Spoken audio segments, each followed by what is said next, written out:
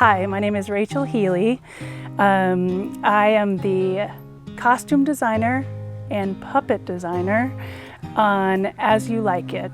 Laura said, hey, do you want to design puppets for the show? And I was like, very funny, because a lot of my friends make fun of me for being a puppet nerd. With Laura Rook leading the charge and inspiring us to look at ways to tell the story. Well, there's a history of puppetry in Shakespeare, Greek theater.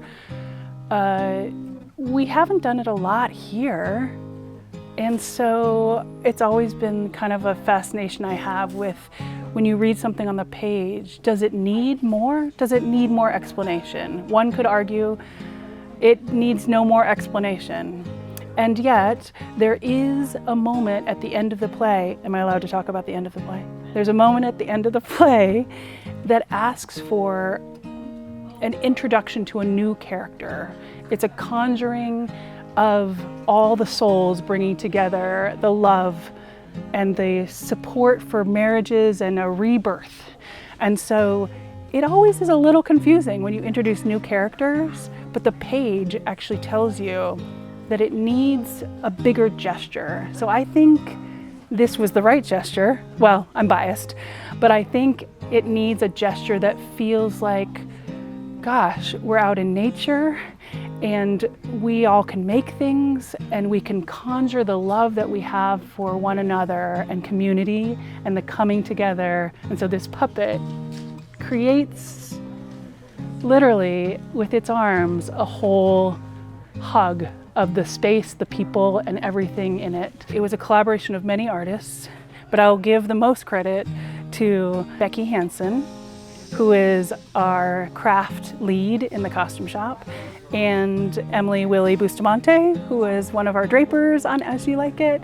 And so the fabric components are the draper, and so the body of the puppet is in Emily's hands, and Becky made the head and the hands in the craft shop. What it is made of is really sexy stuff called ripstop nylon is the body, and it's in case it gets caught on a railing or a part of the stage, and it will rip and stop. Samantha in our dye room, she ombre'd. It's called ombre when it goes from one color to the other. So she ombre'd the body. The head is made of something called thermoplastic or warbler. It has many different names, but it's a meltable plastic. That's the framework of it. On the top is essentially paper mache and glue. We realized in March at Design Conference that we wanted it to be go big or go home. And so we went bigger than we thought we could. We scaled it back a tiny bit because it has to fit under certain archways.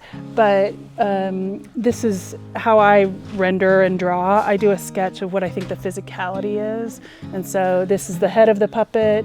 These are kind of cherry blossoms inspired by what was in bloom when I arrived in May.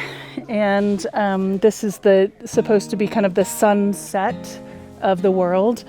And so this is the ombre that I'm talking about on the fabric. The clouds are a different color because we realized on stage it would show up better, but this is the general idea. There are more drawings that are more schematic drawings that give a sense of scale. So I think this one still holds the cards for how the gesture should be in the show. So when you see it, it looks much like this. There are 3 puppeteers. The puppeteer in the center is the head, essentially. They're wearing what looks like a backpack, or for people that were in marching band, it's a drum holster worn backwards. And so it's all about your core and having the energy from the head of the puppet distributed to the center of your torso.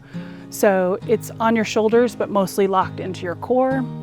And then the puppeteers that are on the hands, you can actually see because Donio is under the fabric. But you can see the people on the hands, they have sticks that are holding the hands out. And they are not the literal voice. Leslie is the literal voice, the actor Leslie. But they are communicating with the person that's hidden underneath the head. And so they're the steering of the puppet, essentially. The beauty of working on an art piece like this, it is theater, but it's the level of play along the whole way that you're there to do a job, to make a thing that of beauty and to tell a good story, of course. That is the goal.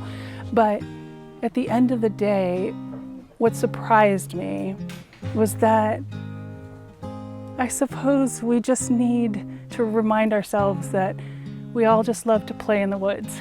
So that's exactly what we did. And we reminded each other when it was hard that, like, it's just a puppet that we've brought to life, but what we've brought to life more is our sense of play that I hope is infectious.